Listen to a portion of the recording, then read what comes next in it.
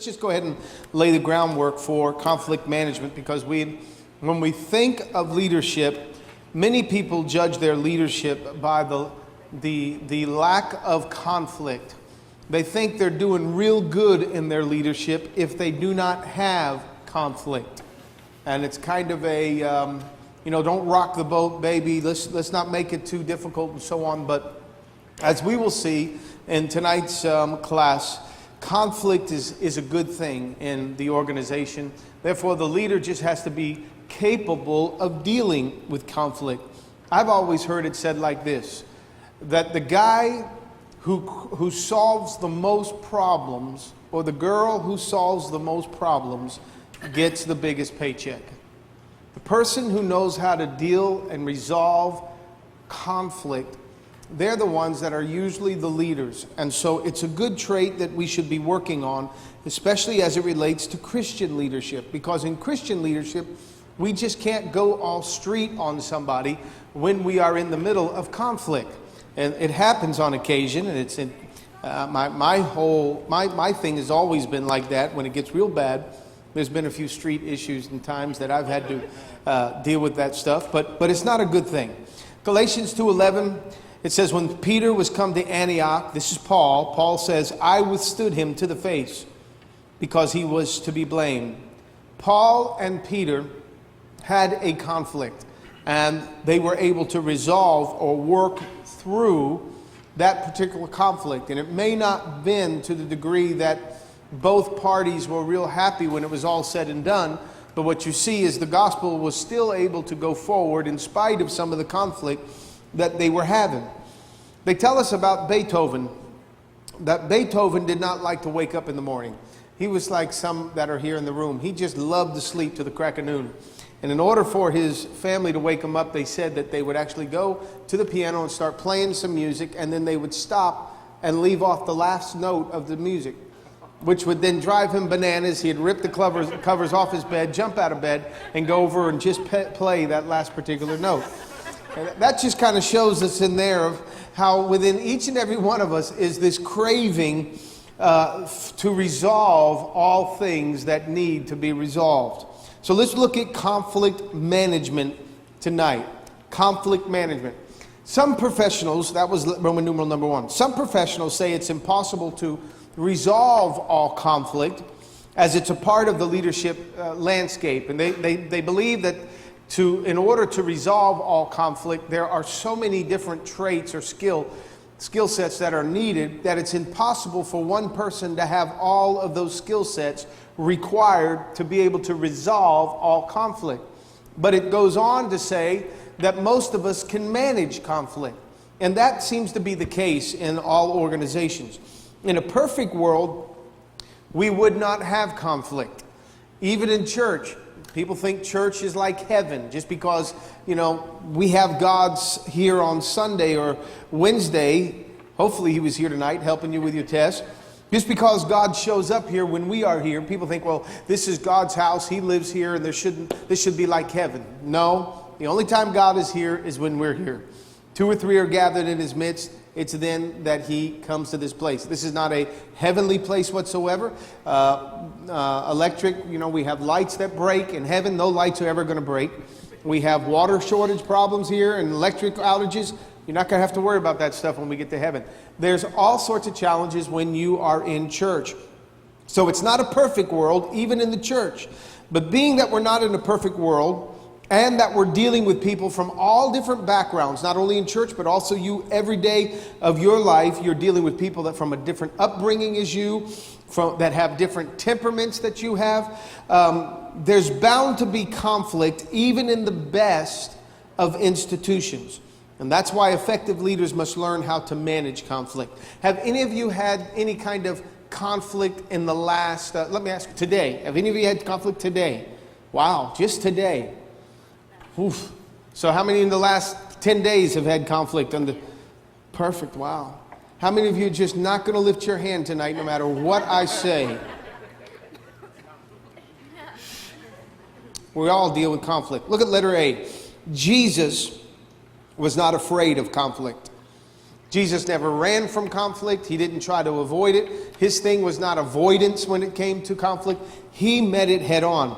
Look what he says in Matthew chapter 10, verse 34. I put it right there in your notes. It says, "Do not suppose that I have come to bring peace to the earth. I did not come to bring peace, but a sword." In a sense, what Jesus is saying is, this whole thing of religion that you have set up, the way you think it's all proper and you have all of these rules and regulations, let me tell you, I've come to blow that whole thing up because that's become religion to you. It's not a relationship with my Father. I didn't come just to bring peace. Jesus said, man, I've come to stir up a little conflict. And how many know every place Jesus went? Isn't it true that everything Jesus did seemed to always be combated by those in the religious leadership? He was always having to deal with conflict. Luke 17, he says to his disciples here, it says, things that cause people to sin are bound to come. Sin is in the world. It's a real deal, and that sin is bound to come to people. And wherever there is sin, there is conflict. Wherever there is sin, there's conflict. Think of Jesus when he runs into the temple, and the Bible says that he actually goes in with a whip in his hand, and Jesus is chasing out the money changers. He's going over, he's taking tables, he's turning tables over. This is not a guy who's running from conflict. He saw something that was wrong, and he went to correct it. He created conflict in the temple square, the temple court right there. So Jesus knew what it was to encounter and manage conflict. He didn't come at it from a conflict avoidance position, but he met it head on, as he knew his life and his teaching, all that he was about, would stir up conflict in those that were around him. And as it relates to our Christian leadership, not just here in the church, but in the real world, as you operate as a Christian leader, anytime you start to raise the bar of righteous behavior, anytime and in any environment, whenever you try to raise the bar in people's behavior to a righteous level because you are a Christian, anytime you try to raise that level or that bar, it's going to stir up something ugly in people. And you will run around with a target on your back. And that's a demonic response to anything you ever tried to do right. It's a demonic response. So whether it's in church, whether it's in the real world, wherever you might be, the moment you try to raise the bar to a level of righteous living or behavior, you're going to feel demonic attack. There will be conflict. So it's impossible for you and I to go through life and avoid conflict. Now, I don't believe everybody likes conflict. Some people really shut down when there's conflict. How many of you here, honestly, just shut down when there's conflict? It's hard. You just don't want to walk into that kind of an environment. Well, we're going to have to learn as a leader to deal with conflict. Especially those of us, all of us that here live in South Florida. Do you realize, I know you do, but the cultural differences that make our city so special, the cultural differences, people coming from different countries and they bring with them their different cultures, as great as that might be in a restaurant setting, to enjoy the different spices and the tastes of food, it doesn't always go well in the neighborhoods. There is a pouring out sometimes, a conflict of just the cultural differences of our city. And as a result of that, you and I must learn how to deal with this conflict that comes as a result of all of the mixed races that we surround ourselves with here in South Florida. So we've got to learn how to manage conflict. Now, let me say this at the same time. Not all conflict is demonic. Some conflict comes simply because of growth. When you want to grow something, you want to grow the organization to another level, it's going to cause some conflict in people. Yesterday morning, I had the opportunity to go to a Doral Business, I don't even know what it was, Doral Business Council, the Doral Business Council, I think at DBC, Business Council of Doral. And they had the president of the Florida Marlins speaking. He's a little short gentleman. His name is David Sampson, I think it is. He had a ring on his finger. It was like on his hand. It like took 3 fingers of his. He was so small, but the ring was so big on him, because I guess one of the championship rings he was wearing. And so he was speaking, and he said some things, and I told Mary last night, gosh, it just made the correlation of the ministry and what he was talking about just made so much sense. He says, you know, my job as the president of the Florida Marlins, he says, everybody out there thinks they can do my job better. And they all think they know how to do my job. So he says, you just read it in the newspaper all the time, and you've got some news reporter that thinks he can run the Marlins better than I can. So anytime I want to have a press conference, he says, I'm sitting in a place where people actually think they can do it better than me. He says, now I don't go up to a reporter in the middle of a interview and think to myself, I know how to do your job better. He says, I don't even think that. But they have this opinion, and they write it and put it out there, that they can do my job better. He says, when I go to a bank, a financier, somebody that's trying to help us out with all of the building that's going on with the Marlins Stadium, he says, you know, I don't go into that setting and those negotiations and so on thinking that I know the financier's job better than me, better than he does. He says, but he has an opinion and thinks that he can run his job, my job better than I can. And I thought, wow. That is so much like the ministry. That really is. You know, it's like me showing up in somebody's office and saying to Jeff, you know, Jeff, I know how to run the AC business better than you do. I don't know how to run Jeff's AC business. But it would be just as off if Jeff's looking at me thinking, you know, I know how, I got to tell the pastor how to run that church. And yet people have this opinion sometimes that I know how to do this better. I know how to handle this part of the ministry better than you do. But yet I don't go in there and tell a school teacher how to teach their class. Just because I may teach in Ames School doesn't mean that I am qualified to go and work in the Dade County school system. Just because I can run an organization of the ministry and build the ministry like we're doing doesn't mean that I can go and say to any business owner, I know how to build your business.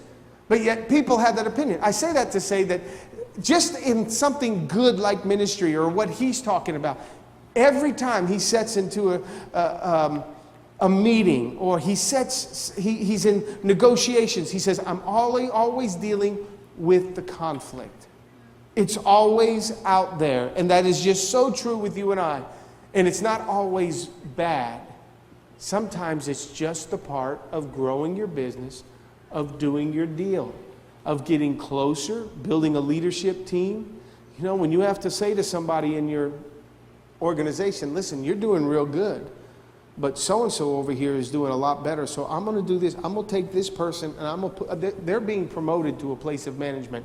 And though they once worked for you, now you're going to have to work for them. Now, for the company, it's a good move.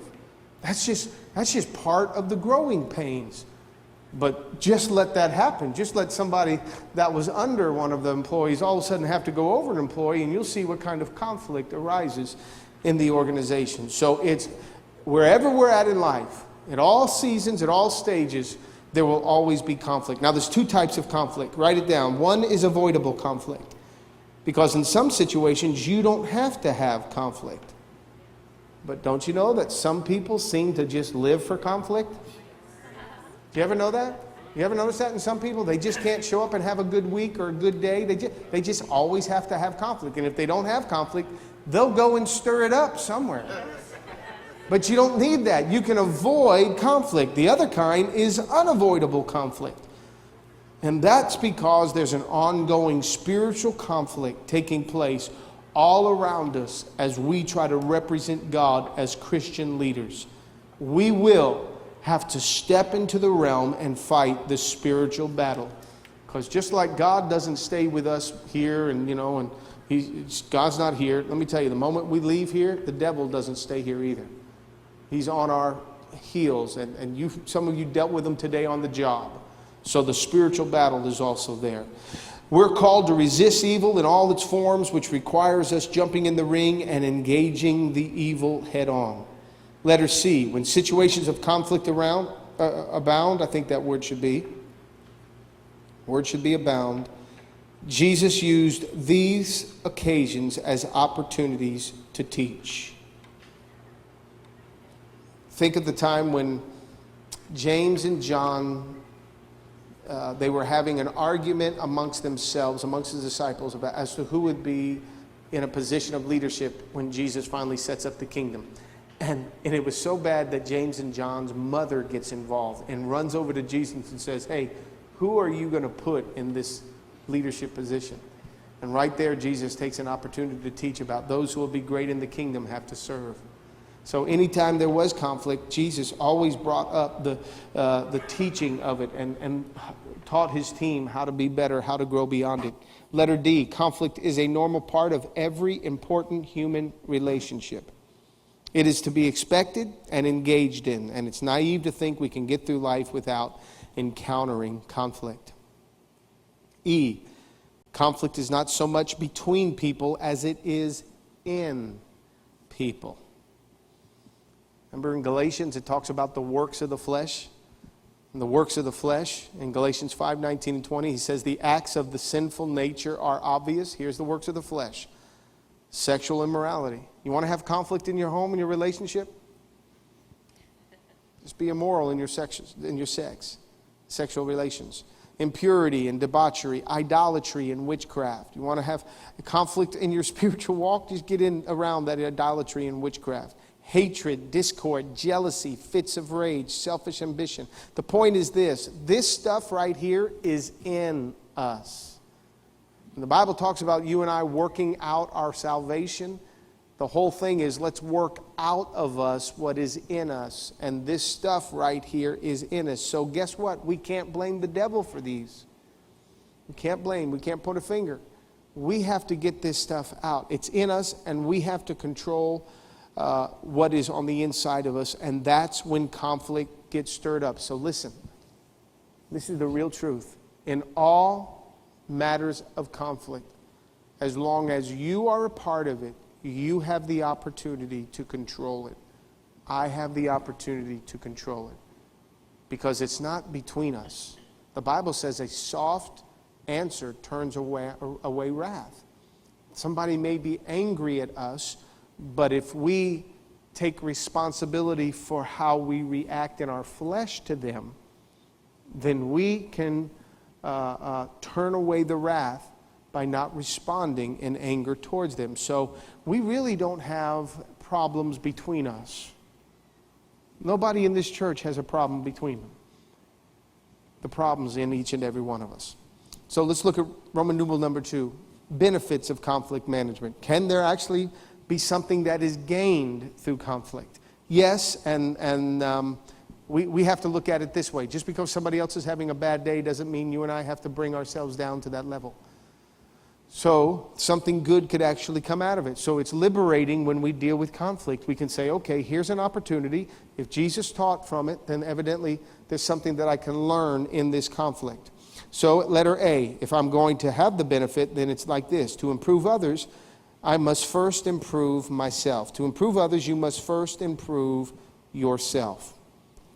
That says when confronted with conflict, we can all learn a lesson from it and let it build us rather than tear us down. Because every conflict has within it lessons that can be learned.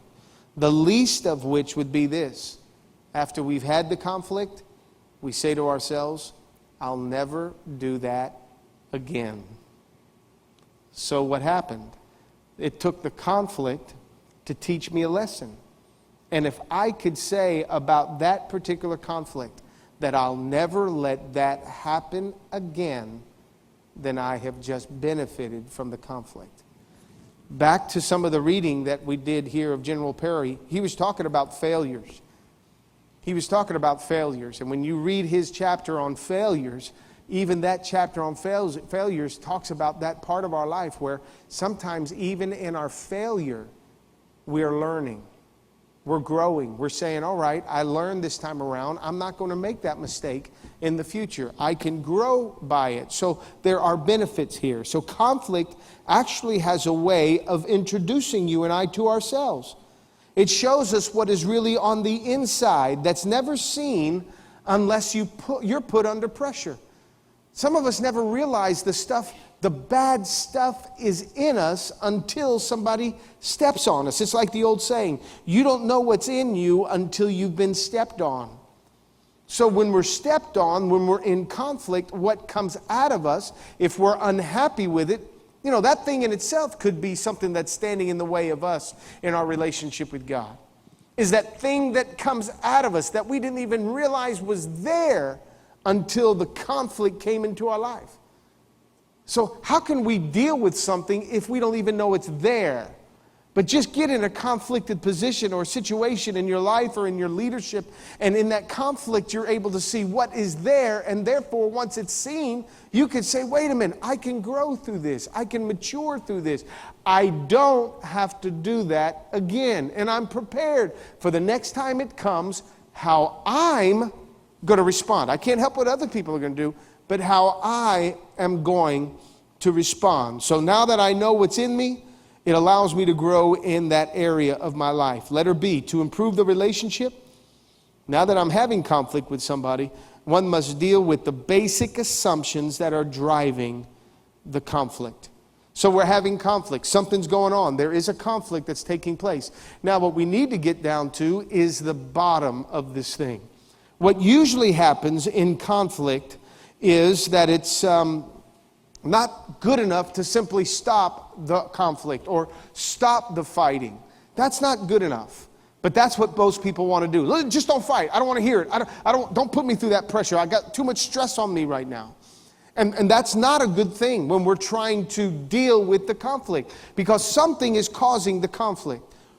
If we got a conflict on Mondays, maybe it's just Monday. Maybe we didn't sleep good the weekend. We had a crazy weekend. We didn't sleep good Saturday night, or Sunday night, or Monday morning. That's one thing. But if there's a continual occurrence of conflict, then when we sit down, we have to not just stop fighting. We have to get down to the root cause of what is starting the battle. Because if I can find the root cause, then I can deal with the real issues, and the relationship from that point on then becomes healthier. Well, it becomes stronger, and as the relationship comes stronger, then it becomes healthier. Now, we're going back and forth on our leadership and our followership.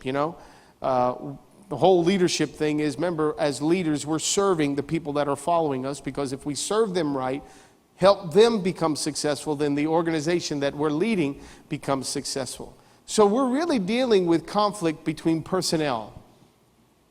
We're dealing with conflict between personnel, because if the people are the greatest source of strength within the organization, then what will implode the organization is conflict that goes unresolved with the people in the organization. So we're talking now about one-on-one. So if I'm having a conflict, you're having a conflict, to just simply keep fighting is nothing more really than putting a Band-Aid on a broken bone. We're going to have to get down to the basic assumptions, what's really going on here to cause this turmoil, to cause this behavior between the individuals. Let's figure out what that is. Letter C, conflict is like a safe that holds treasures of growth and learning. You see, we don't just get bothered by the things we don't care about. If we don't care about something, we just let it, like water off a duck's back, just roll off of us. But just start dealing with something we really care about. What conflict does is it lets you really know the individual and what makes them tick. Now, usually in the heat of the moment, emotions take over, and we never really get down to the bottom of the matter. But in order to use conflict to our advantage, we have to uncover what the real issues are so they can be realized and dealt with, like opening the safe. Because behind that code, what is it? Behind the combination, thank you. Behind that combination lies some real riches. And if we can just figure out how to do it, man, we can come out with something better. And what is conflict anyway? Conflict is usually a sign of pain. Conflicted people cause conflicts. Conflicted people cause conflicts. There's a reason there's so much conflict. And as church leaders, for those of you that serve and use your gifting now in church to lead other people, every time somebody walks through that door, I hope you know that every time somebody comes in, they're carrying with them some conflict. Especially a church like ours. See, when you come to this church, as you know, you're being challenged pretty much every step of the way. This isn't a real casual Christian environment at Metro, where people come and they come because, you know, they can do it once a month or something like that. When they're brought in here, they're being challenged right away. And if there's any conflict in them, we're just going to stir it up to help get it out. Just talk about P-Life. And the moment they know we have a Celebrate Recovery program, that is a step study program, similar to AA and so forth, the moment they know that, they feel pressured every time they walk through the door.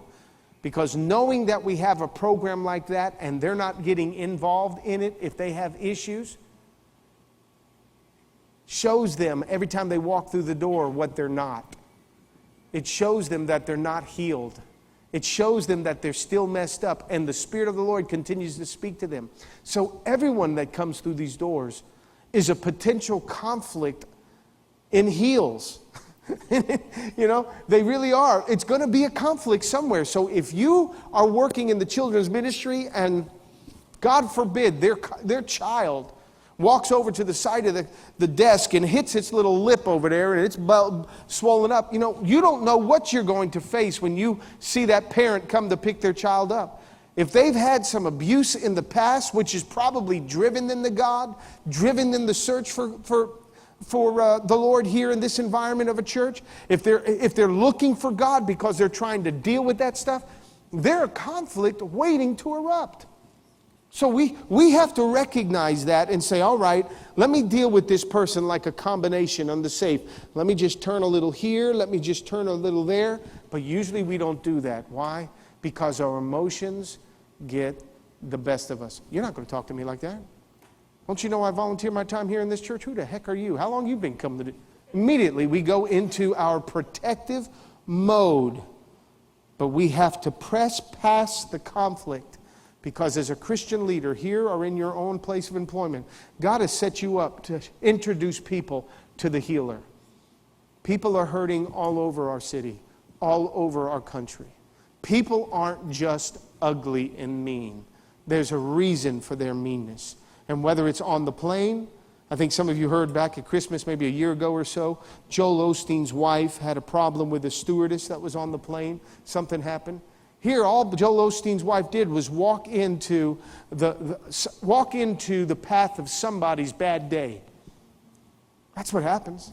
And all of us have that same thing happen. We walk into the path of somebody's bad day. And our job as a Christian leader is to say, hey, let me introduce you to the healer. But I can't do that when my emotions get the best of me. You can't do that when all of a sudden you're still caught up in just the heat of the moment instead of trying to crack the code. So understand this, letter D. In conflict situations, people play games. Meaning, you know what you're dealing with when you're dealing with that conflict? You're dealing with a defensive mechanism that person has had throughout their entire life. And that's how they have dealt with conflict ever since they've been a kid. And it's a game to them. Now it's not about what the real issue is. You may deal with the anger, you may deal with the rage, you may deal with withdrawal, you may deal with crying, lying. What are you dealing with? You're dealing with a game that the individual that has been conflicted has learned to use so that it keeps their opponent from getting the best of them.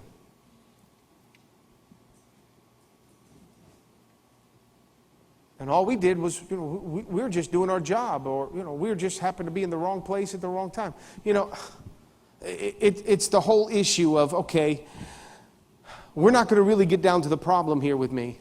Because if you really got down to the problem, if I have to admit what the problem really is, then this makes me look real bad.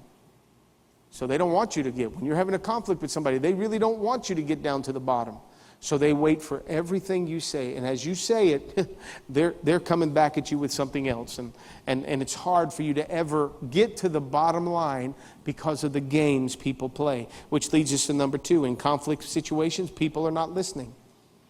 They may be listening to you, looking at you and reading your lips, but the truth is they're not hearing a thing you are saying, because what they are listening for is something you're saying that they can pounce on and use it to their advantage. Yes? In number one, isn't it true that people say particular things consciously and unconsciously? Yes.